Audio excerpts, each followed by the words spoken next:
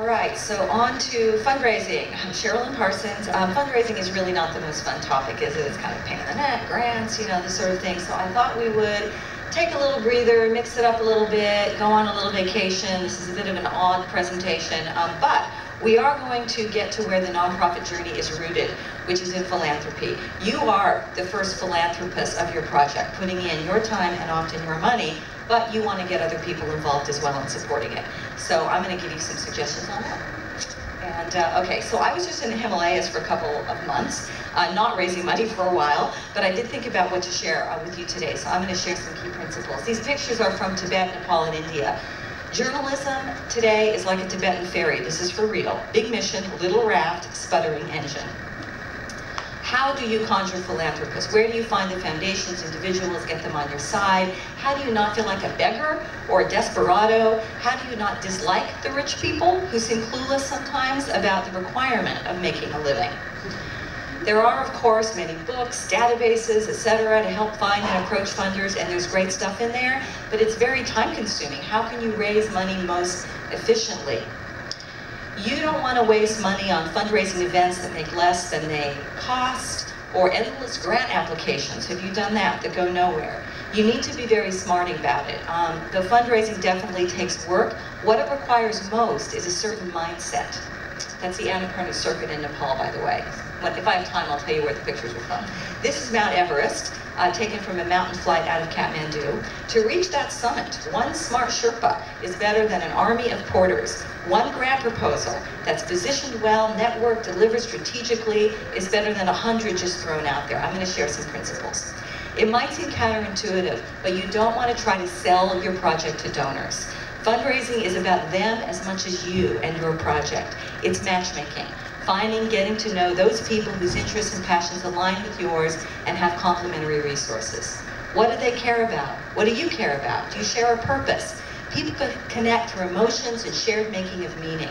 They want more justice in the world, cleaner planet. Isn't that why you do your work? It's also why they give their money.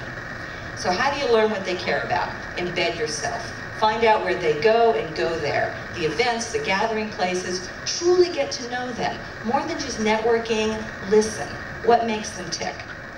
Again, the process must be grounded in shared values, goals, interests. Only when that's clear should you start to tease out the relevant strands of your work, those that emanate from your values and lead to your shared goal. Very rarely, alas, can you use the exact same proposal for different funders. You're writing to them uniquely with their interests. Fortunately, journalism can be spun from many angles. Government accountability, community engagement, consumer protection, environment, justice. Some will want to hear about things that others won't care about at all. When I was at CIR, all some people cared about was the business plan, not even the journalism. Others wanted to know how people were held, policy change, and so on. It varies by the donor.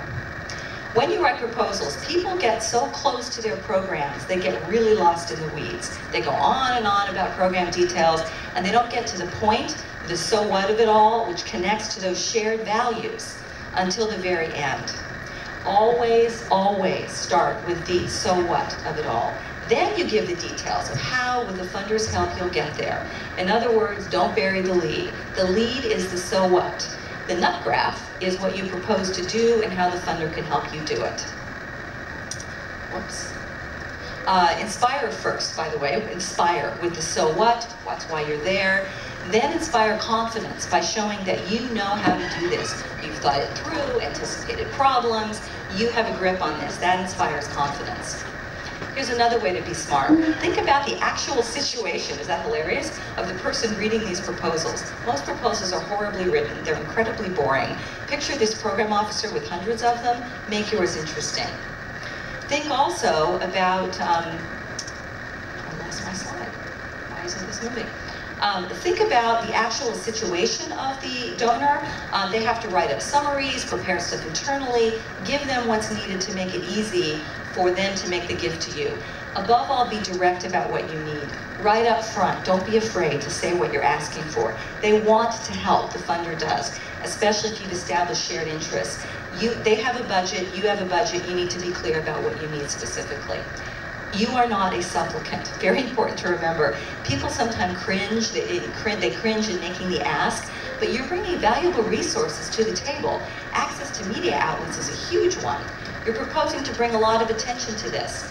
You've got the shoe leather journalistic chops, they've got the money. Neither of you can reach your shared goal without the other. Their money alone can't do it. It just sits there without you. So you're making a very productive match. So now you've received the gift or the grant. What do you do with your partner? You keep them informed. They really do want to know what's happening, not in a testing or evaluating way, but because they care. Remember, they put in a lot of time and effort to make the grant or the gift. They want to know how the work is going.